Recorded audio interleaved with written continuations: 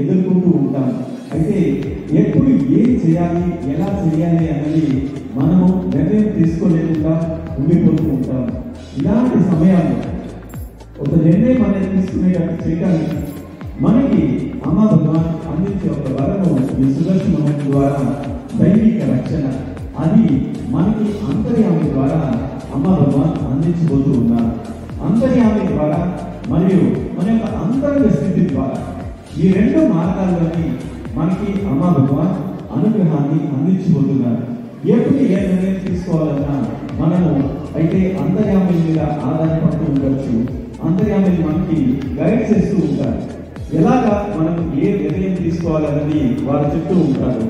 లేదా మన యొక్క స్థితి, మనకేదైతే ఆనంద స్థితి కలుగుతుందో, ప్రేమ స్థితి కలుగుతుందో దాని ద్వారా మనకి లోపల అన్ని వ్యక్తమవుతూ ఉంటాయి, వెల్లడి అవుతూ ఉంటాయి. ఎప్పుడు ఏమి చేయాలి, ఎలా చేయాలి అన్నది మనకి తెలుస్తూ ఉంటుంది. మనల్ని స్వామ్ చేస్తూ ఉంటుంది. ఈ బయట ప్రపంచంలో మనం అన్ని రకాల సమస్యలని ఎదుర్కొనేదానికి గొప్ప వరము మనకి అమ్మ భగవాన్ అందిస్తున్నారు. అయితే ఈ అంతర్యామిని పరమ రక్షకుడుగా మనతో ఉండబోతున్నారు. ఈ అంతర్యామి జాగృతి అనేది మనకి ఈరోజు సోమ ద్వారా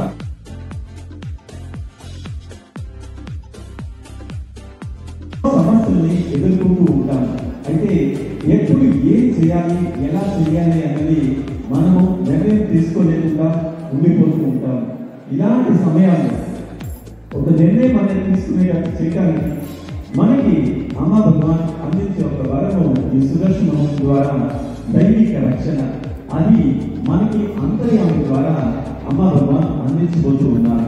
అంతర్యామి ద్వారా మరియు మన యొక్క అంతరంగ స్థితి ద్వారా ఈ రెండు మార్గాల్లోని మనకి అమ్మ భగవాన్ అనుగ్రహాన్ని అందించబోతున్నారు. ఎప్పుడు ఏ నిర్ణయం తీసుకోవాలన్నా మనము అయితే అంతర్యామి మీద ఆధారపడుతూ ఉండొచ్చు. అంతర్యామి మనకి గైడ్ చేస్తూ ఉంటారు. ఎలాగా మనం ఏ నిర్ణయం తీసుకోవాలన్నది వారు చెప్తూ ఉంటారు.